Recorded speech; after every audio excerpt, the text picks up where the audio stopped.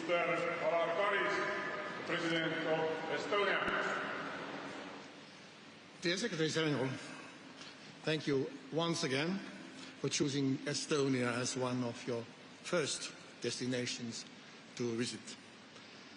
Estonia is where NATO begins, and therefore it is the key area for NATO's core mission, deterrence and forward defense. Your visit means a lot to us and to the troops. Dear Allied troops, it is a pleasure to see you here, side by side with Estonian soldiers. This is exactly how we defend NATO, side by side. Together we show our enemies that attacking Estonia, France, the UK, the US, or any NATO ally will have devastating consequences. We show that we are truly ready to defend NATO from the first centimetre and the first second. Today, significant and direct threat to security of the Allies comes from Russia. Russia only respects power. So together we show Russia this power, and if necessary we will strike deep and hard.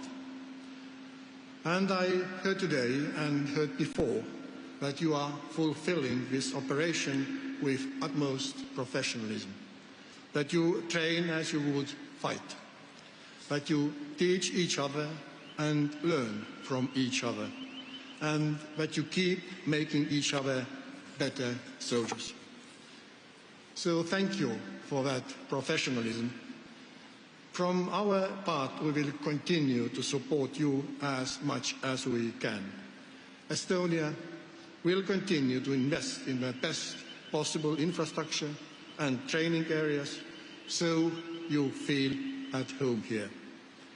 And we give you our vow as brothers in arms that you can always count on the Estonian Defence Forces. Much like you are here to help defend Estonia, we will always be there for you to defend your homes and families whenever needed. Because that is the meaning of NATO. Our unity is a basis for NATO's strength. Once again, thank you for your service and thank you for making our alliance strong.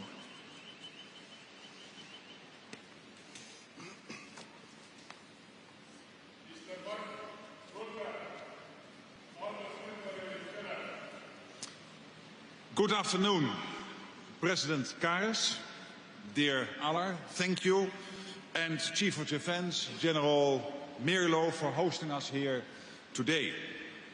It is my pleasure to be here at Tapa Army Base. It is where the Estonian 1st Brigade is located, and NATO's multinational forces are fully integrated.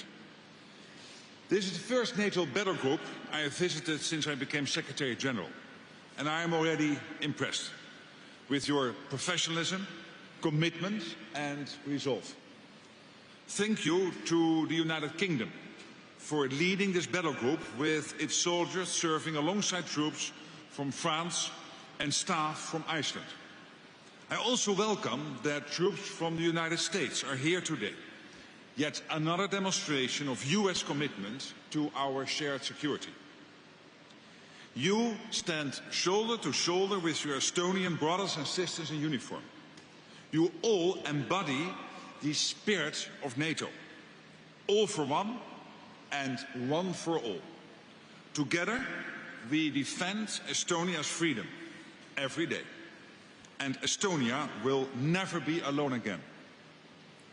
You are one of 8 NATO battle groups, stretching from the Baltic to the Black Sea, backed by the full weight of NATO's fighting forces in all domains: land, air, sea, space and cyberspace.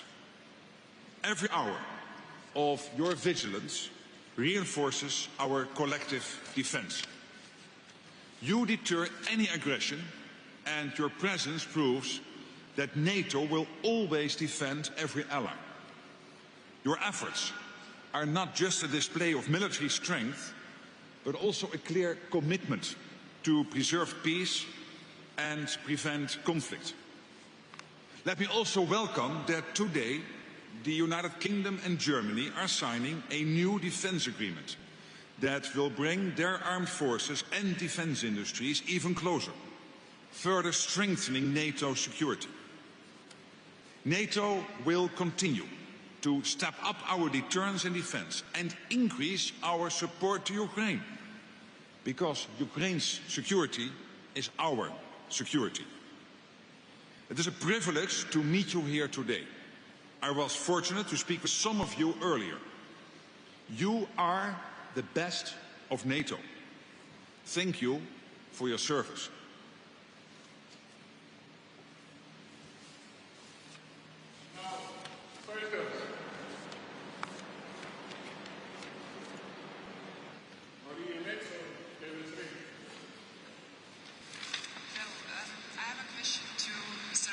Rutte. I try to hear it, yes. Okay, yes, in the microphone, please. Louder, maybe. Since you are from the Netherlands, your new home country, do the people understand the meaning and the necessity to contribute to NATO and keep the troops in place in Estonia, where we have Russian borders? And the second question would be to the US presidential elections. How come can the results affect the European security, and is NATO ready for Trump's comeback? For my country, I can tell you that from the moment the 23rd to the 24th of February, that night when at 3 o'clock we got the message, the news that the full Russian onslaught was taking place. Obviously the war had started earlier with getting Crimea under Russian control, but the full onslaught starting on that February night in 2022 came very close to our feeling of security, our sense of that you do not invade another country, that you cannot recolonize another country in the world of 2022, 2023, 2024. And this is what I have seen all over NATO. And yes, I know that Estonia is literally on the east flank of the alliance. But basically, every one of 1 billion people living in NATO territory live on the eastern flank. Maybe not literally, but it is not you alone. You are not alone. We all have to go through this together. And I can only say from the heart that we are in this together. It's one for all and all for one. And including keeping the support for Ukraine going, we are extremely motivated to do that. Then on the US elections, obviously we have to wait the outcome. I have no intelligence who will win. And I'm convinced that the President, the Prime Minister of Estonia, myself, everyone in NATO will work in a very positive and cooperative way with whoever will be the winner of that election.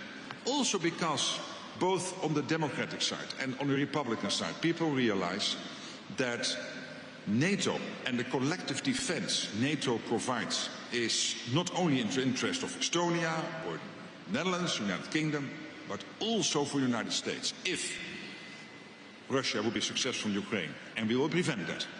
But if that would happen, that would be a security threat not only to Estonia, but also the Netherlands, United Kingdom and the United States.